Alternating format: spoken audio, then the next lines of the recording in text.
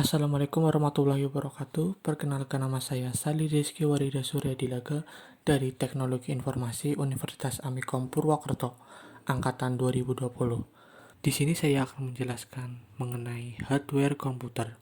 Di materi awal hardware komputer, saya akan menjelaskan pengertian terlebih dahulu. Pengertian dari hardware atau perangkat keras, komponen komputer yang mana bagian fisiknya dapat terlihat secara kasat mata dan dapat dirasakan secara langsung. Hardware bisa dikatakan sebagai peralatan fisik komputer yang berguna untuk melakukan proses input, proses, dan output, serta mendukung proses komputerisasi. Tidak hanya itu, ada fungsi umum lainnya seperti untuk menyimpan informasi maupun data. Selanjutnya saya akan menjelaskan fungsi dari hardware beserta dengan contohnya. Seperti yang saya jelaskan sebelumnya, fungsi dari hardware adalah untuk proses input, proses output, serta menyimpan data atau informasi. Untuk lebih detailnya, kita bisa lihat di bagian sini. Yang pertama ada menerima input. Maksud dari menerima input yaitu hardware yang memiliki fungsi khusus dalam penerimaan input, baik itu dalam bentuk video, teks, gambar, audio, atau yang lainnya ke dalam sebuah komputer. Dengan begitu nantinya hardware akan memproses menjadi informasi yang baru. Data yang diterima dari input akan dapat ditransfer pada output. Contoh hardware-nya adalah mouse.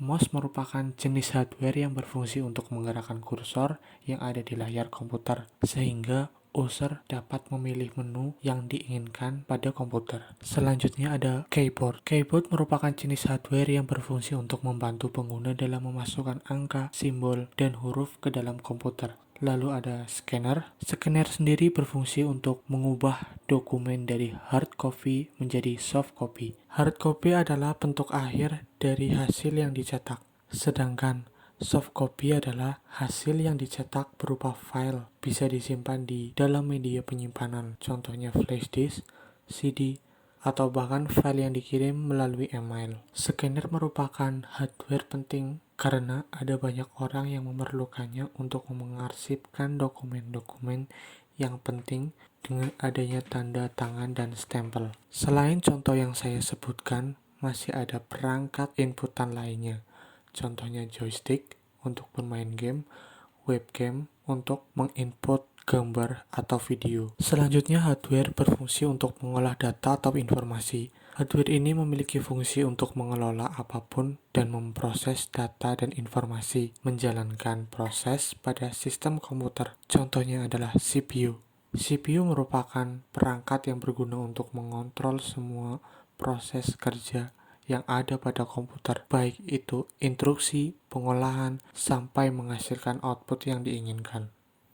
Selanjutnya ada VGA. VGA merupakan perangkat yang berfungsi untuk mengelola maupun memproses data grafis, sehingga hasilnya nanti dapat Anda tampilkan pada layar monitor. Lalu ada RAM. RAM merupakan jenis perangkat keras yang dapat menentukan kecepatan akses dalam sebuah komputer. Terakhir, ada power supply.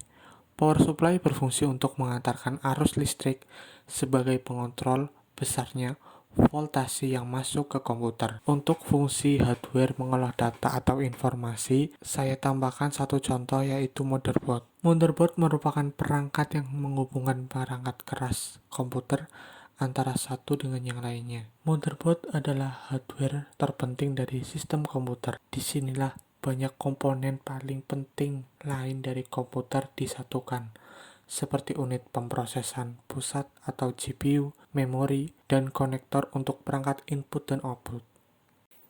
Selanjutnya, hardware berfungsi untuk memberikan output. Maksud dari memberikan output adalah semua hasil yang diinput dan diproses akan dilihatkan oleh ke pengguna yang ditampilkan pada hardware khusus. Contohnya, monitor. Monitor merupakan komponen yang perlu dimiliki oleh setiap perusahaan dalam melakukan pekerjaan. Monitor adalah salah satu hardware yang keluarannya berupa sinyal elektronik. Dalam hal ini berupa gambar yang akan ditampilkan di layar monitor. Gambar yang akan tampil adalah hasil pemrosesan data ataupun informasi masukan atau inputan. Selanjutnya ada printer. Printer adalah salah satu jenis perangkat keras yang dapat Anda gunakan untuk mencetak segala macam keperluan dokumen yang Anda inginkan. Selanjutnya ada proyektor LCD. Perangkat keras ini berguna untuk memudahkan Anda menampilkan video ataupun gambar dari layar LCD dari komputer. Dengan menggunakan proyektor LCD, Anda bisa menampilkan suatu presentasi dengan lebih jelas. Fungsi selanjutnya yaitu menyimpan informasi maupun data. Maksud dari menyimpan informasi maupun data adalah seluruh output yang dihasilkan oleh komputer bisa Anda simpan pada perangkat penyimpanan sekunder dari komputer. Penyimpanan ini dapat dilakukan tak hanya pada perangkat yang terpasang di dalam komputer, akan tetapi juga perangkat yang ada dipasang di luar. Untuk contohnya yaitu hard disk. Hard disk merupakan perangkat yang berfungsi untuk menyimpan informasi maupun data dalam komputer dengan kapasitas yang cukup besar. Lalu ada flash disk dan optical disk.